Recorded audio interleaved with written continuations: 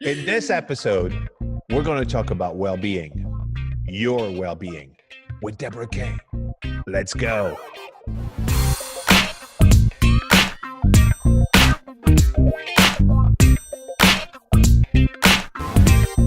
Hey everybody, this is Antoine Dupont with Katapult.Marketing, and this is Webcast number 43. And today we got Debra K in the house, everybody. Woo!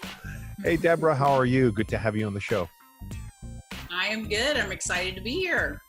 Cool. Happy to be here, especially with you, Antoine. Well, thank you. Thank you for being here with me.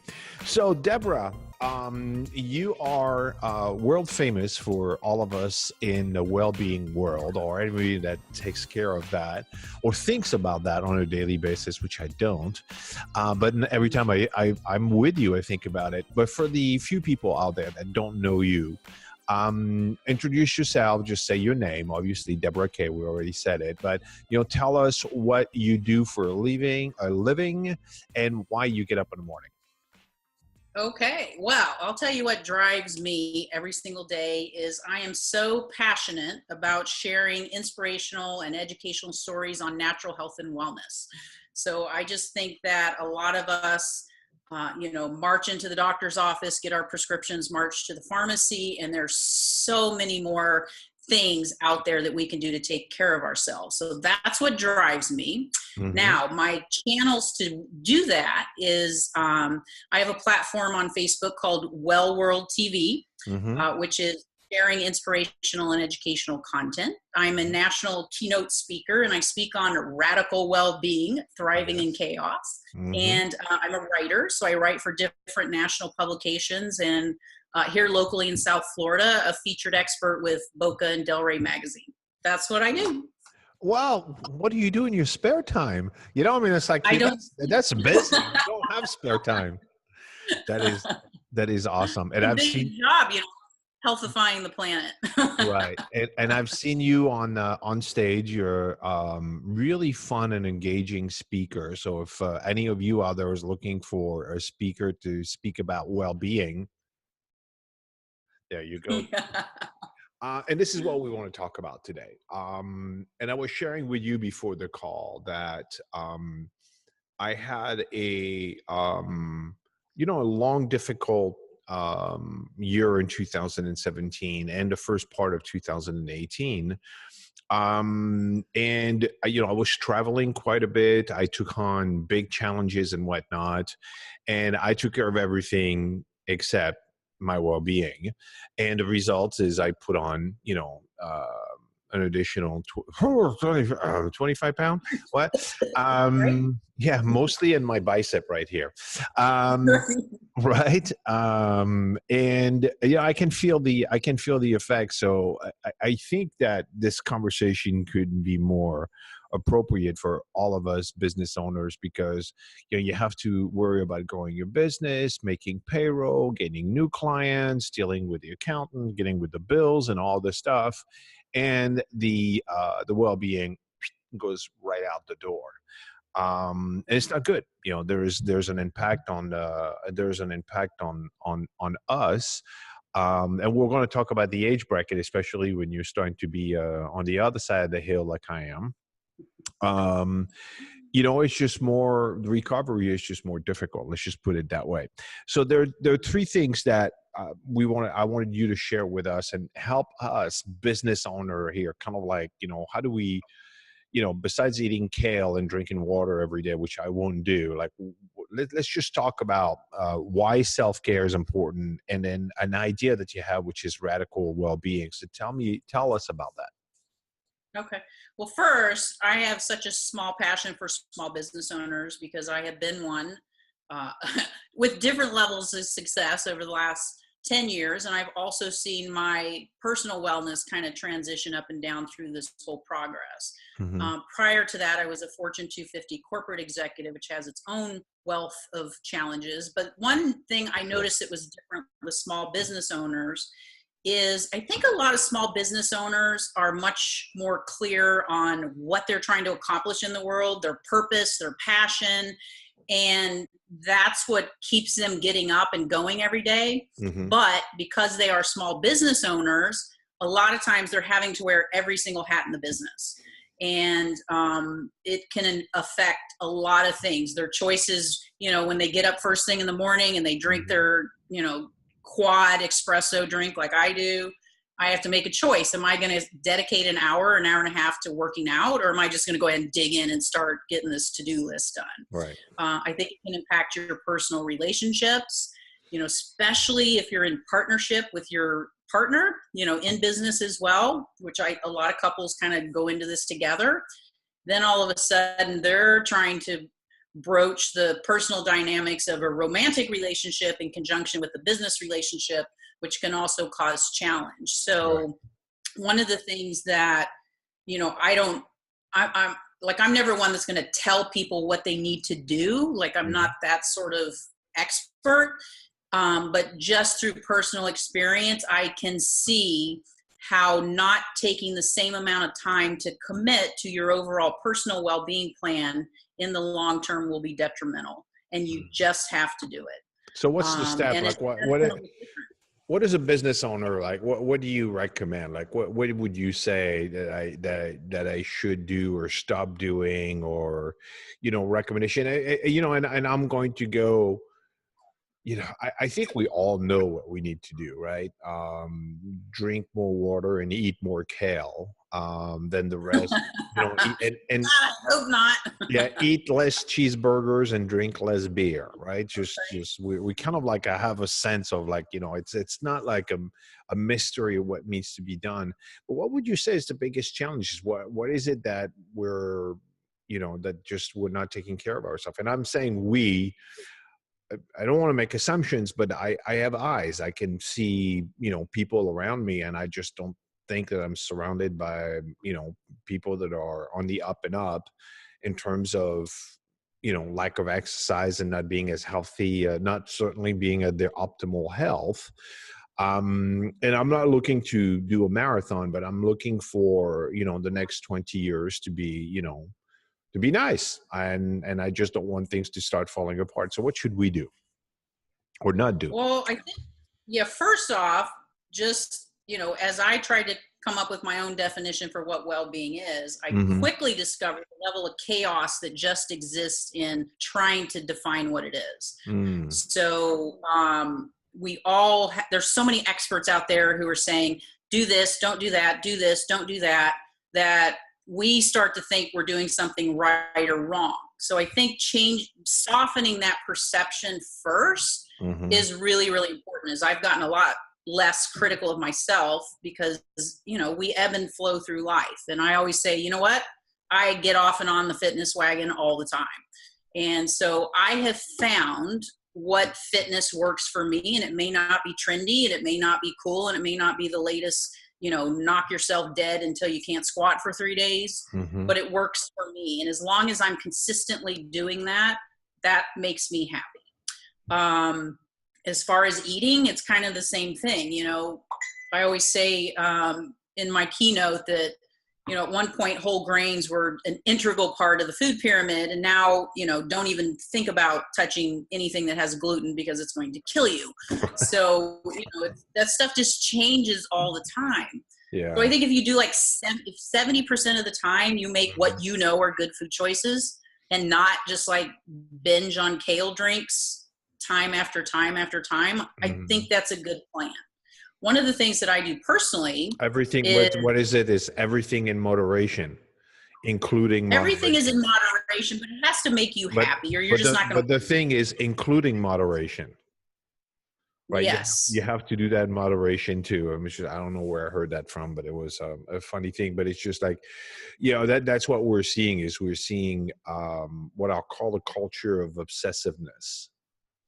People become obsessed with something. And it seems that there is a culture that, it's kind of like you can't be into cycling, right? You need to be obsessed about it. Or you can be into hot yoga, but you have to be like obsessed about hot yoga. Your entire life rotates around it. And I'm like, I may want to try hot yoga. I don't know. I'm going to be obsessed. And I don't know that I'm going to be obsessed about. I actually just don't care. And I just don't see when I see someone saying, saying that they're obsessed about something, and I'm like, you realize it's not a good thing, right? Like Right. there's It's not healthy, that word obsession. right, being obsessed about loving my children. That's not. But even that, as I'm saying it, I love my children, but being upset, just almost like I'm saying that is like, oh my God, you must be like too possessive and like hovering over your kids and being like too much for them. They'll be like, leave me alone. So it's just like being obsessed is not the right thing. And it's just to do it in moderation. I mean, I'll just tell you for me I was talking with Colleen, and there's the first thing is to acknowledge that, we see, we view and we use food and alcohol Mhm. as a drug, as a soothing drug. Let's just call it for what it is. Fortunately for us, me and Colleen we're not big into alcohol, so food is our thing. That's what, we'll have a cheese platter with crackers, and we'll have, half a glass of red wine, and that's our little woohoo.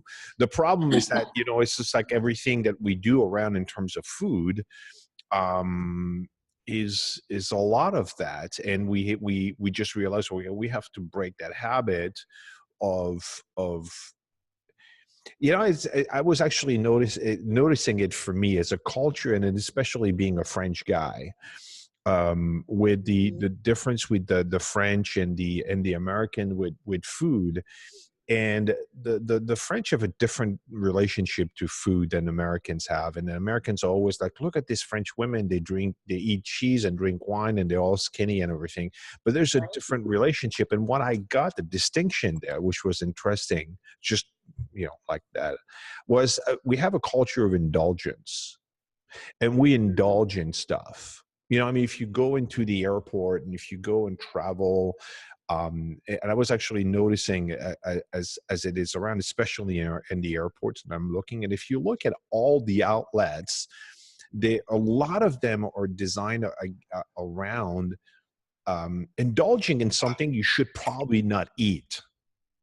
Like everything in the counter is all candies and all chips, and then you have the Cinnabons, and you have all this shit, excuse me, to call it for what it is, all this overly saturated with sugar and carbs, and this food that is all inside of indulgence. I remember when in my culture and when I was a kid and everything, you rarely had ice cream.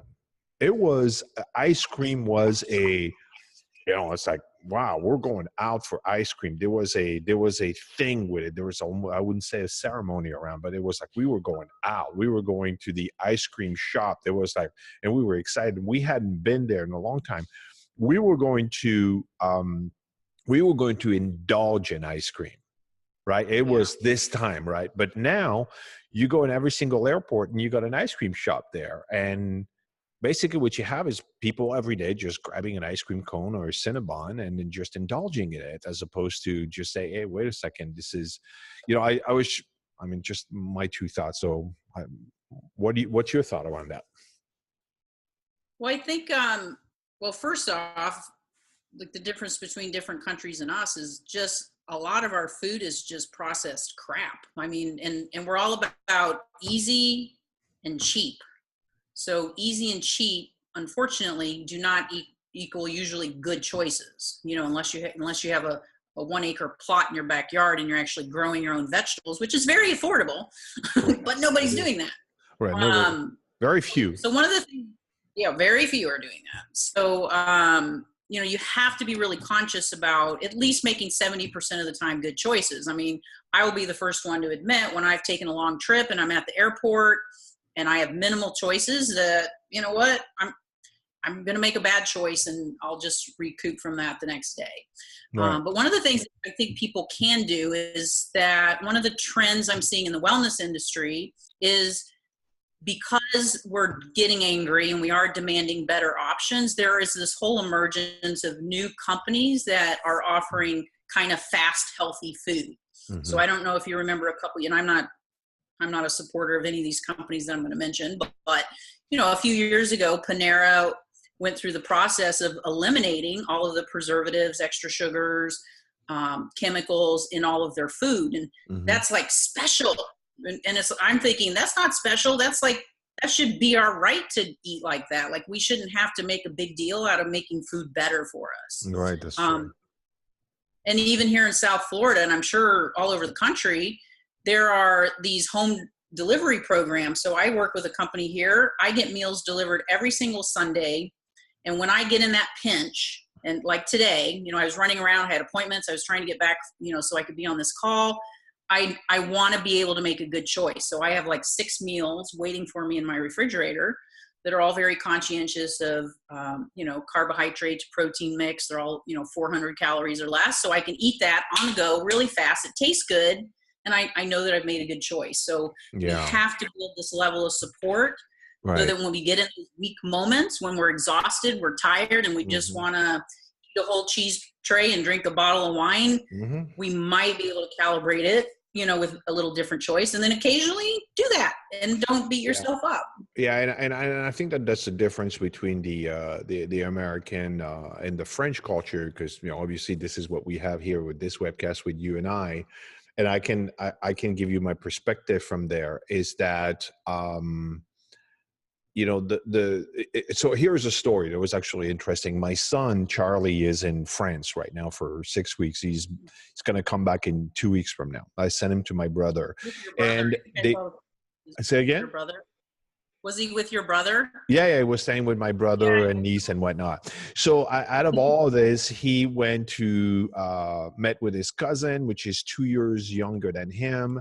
And they offered him, do you want to go in a French school for a couple of days as the American, exchange student, and just follow Elian, his cousin, around? And he's like, yeah, sure. I'd love to do that. And one of the things that he told me, and he called me back and he says, Dad, you wouldn't believe the cafeteria. They actually serve food. Right. And I says, well, what did they have? And he says, well, hear me out, right?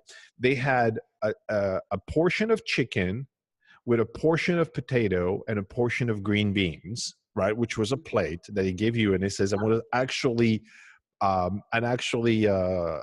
plate, not a paper thing. And then you had a slice of camembert, and then you had a pastry. And that was what was there. And there was like, there was, in America, and I've seen it, the choices, they have multiple choices. So they'll have, most of everything is actually in boxes, and you have the pizza and all that cheese filled and all that really disgusting crap that we're allowing our children to be fed in the U.S. cafeteria. So they have choice. And they all mostly make the bad choice. They gravitate towards the pizza because, it's easy and everything. And if they're just given a healthy meal, well, that's what you eat. And I think that that's the difference between France and in the United States. Is I think that, we are being bombarded with bad choices. No wonder we're overweight. No wonder we are unhealthy. And the French don't have that. I mean, if you don't, one of the things that is known is like, you don't go in a restaurant in France after hours. You don't eat in between meals. You don't eat between lunch and dinner. Actually, what's really interesting is one of Euro Disney's biggest failure when they initially opened is they had built the restaurants to serve like they would with Americans, where people eat throughout the day. Where in France, when they opened up the park, everybody at noon said, okay, it's time for lunch. And they flocked into the restaurants, and they were like, they couldn't handle the volume. And after 2:00, nobody was eating. It's like, we're done with eating. It's no longer the eating time. And then the restaurants were empty, and they're like, no, just this. So they're like, okay, so we have to make the restaurants different. We have to make them much larger to accommodate that 90% of the people in the park are going to sit down and eat because it's time to eat, which is actually a more normal pattern than what we have, where we basically eat at any time of the day. In any case, I'm rambling. I'm also a speaker. So I'm going to go on and on and on.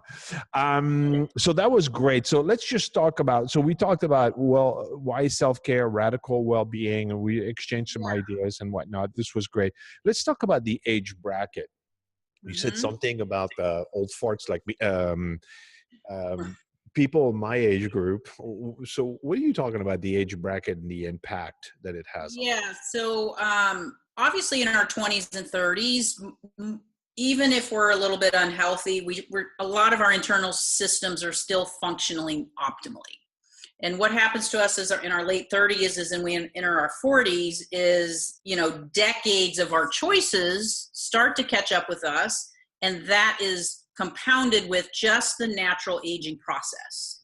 So some of the things that start to happen is, our hormones get out of balance. So it? as a 50-year-old woman, when I went in and got, a year ago, a full robust blood panel, I was not atypical. I was estrogen dominant. My testosterone levels had started to drop and my progesterone was starting to drop. Well, those key hormones affect so many different things in your body, including your ability to reap the benefits of the exercise you choose to do and your inability to lose weight. So, along with that, and I would say most people in their 40s and 50s who have adhered to a standard American diet are going to have a certain level of inflammation in their stomach. So kind of, a couple of years ago, the big term was, gut health. Everything was about gut health and how your brain is really resting in your gut. Hmm. Well, that's true. So when we have these terribly inflamed guts, we eat what we eat, and even if we're making good choices, we're not assimilating the nutrients the way that we should, which is making us crave. And so we crave those things and we keep eating and keep eating because we're hoping to get those nutrients. Yeah. And then add that to overall vitamin deficiencies. So Mhm. some of our core vitamin levels we are not getting from our standard diet, unfortunately. Things like C, D, iron, our B complex vitamins. And so, when I got my report card Mhm. at 48 or 49, I was like at a C minus, and I was a person who was like in the health and wellness industry and I exercised at least 3 times a week. I made decent food choices, but like you, I was 20 to 25 pounds overweight and I wasn't able to just have the level of resource to turn the tide. So Mm. some of the things that I call age disruptors for people that are of our age Mhm. is to go in and have your hormones assessed. And those can be addressed naturally because I am not a doctor, so I can't like prescribe things. All I can do is share what I've done. I went on bioidentical hormone therapy and for the first time in years brought balance to my hormone levels. I started to take pharmaceutical grade supplementations because I had been taking over the counter stuff, but those aren't regulated. So you have to work with a provider that you trust who can bring you that pharmaceutical grade efficacy in the supplements that you're taking. So for the first time, my vitamin D levels are optimal. My B levels are optimal. So I have the energy to go out and be more fitness focused. And because my hormones are balanced, my gut is healthier, and my vitamins are up, I see the impact of the efforts that I'm putting into it. And I think at our age, that's what's the most frustrating. It's like, it doesn't seem to matter what I do. I'm not turning the tide here. I'm either Right. staying the same or actually getting fatter. Yeah, it just I used to lose 10 pounds just thinking about it. Yeah. And now it's the same thing. I'm going to tell you that about a year and a half ago, actually Tim James was one of my guests on the webcast, so you can go and check out his webcast. I got I got a hold of him from people in the well-being and actually people that you and I are connected with in Mhm. South Florida. And he has a gut cleansing green drink that everybody in my office is absolutely horrified by when I drink it, because they say it smells like earth, and I'm like, that's exactly what it tastes like. That's But a but flavor. I yeah, but I gotta tell you, I swear by it. I absolutely I feel it when I stop it. And I'm supposed to drink one full every day, and he has like probiotics and whatnot that I ordered, but I'm just saying that once you pass 50, it just really amazing, especially if you're going to go out and party and have some cheese and wine and sauce and all this. The next day you're just, you're completely messed up. I have one of those tall drinks within 24 hours. I'm just back in business. I'm really awesome. So I think that, yeah, you have to change. The recovery time is just different. And especially if you're burning the candle on both ends, if you're a business owner and you're super busy and whatnot. Not sleeping, probably. You're not sleeping enough. Yeah, your things keep you up at night. Am I going to make that? Am I going to make that sale? All the concerns that we have, and it just takes a toll. So that's just really good. Cool. Yeah. So age bracket. So pay attention to the age. Guess what? If you're 50 and above, you ain't 30 no more, right? Right. Well, and the thing is, they don't naturally reproduce themselves. Like if you do not do outside supplementation of some sort, we all reach an age where we start to age out. And so these things just naturally deplete. It's just part of the aging process. But I call them age disruptors because today we can do things to trick our brain into thinking we're in our 30s. Right. Yeah, absolutely. Yeah. That's really cool. Well, that's really awesome. I hope that, for, all of you out there that are, struggling with staying healthy and running a business and whatever you're up to, remember the radical well-being, and then your age and your age has an effect on that. And I think you have a great point to close that up. It's just like, this stuff doesn't regenerate. It's just you're getting old and you need to take care of yourself. All right. So Debra, if people want to get a hold of you and they want to find out more about you, where do they go? What website and what are you available for? Are you available for one-on-one coaching? What are you available for? Yeah, I can, I'm a great referral source. With people come to me all the time. I have so many connections in the health and wellness industry. They're like, where do I go for this? Where do I go for that?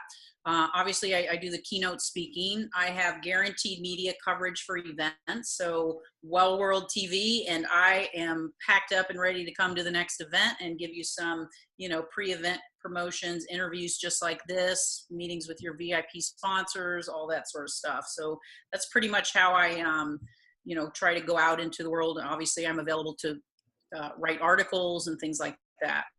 But to reach me, I'm at Debra K at wellworld.tv is my email. And then on Facebook, my speaking platform is just Debra K. And I have Well World TV there as well. And that's probably the best place to find me. And then from there, you can get my YouTube channel and websites and all that other stuff. That's very cool. And you have a great video. I've enjoyed actually a documentary that you did, I think in the original spa, right? In Mexico or something like that. That was my proudest moment. I was fortunate enough to be nominated for an Emmy Award for that particular segment, but it was featuring the godmother of the spa industry's founding of the spa industry in the United States. It was amazing. Well, I'll put the link right below in the description. Please take a look at it because I think it's a great documentary, and I enjoyed it. I didn't think I was going to enjoy it about spas and stuff, but I couldn't stop watching. It was just really a great. On that note, Debra, thank you so much for coming to my show. And I look forward to seeing you on stage somewhere around the world. Let's do it. We'll speak together. All right, cool. Thank you, Debra. Bye. All right. See you soon.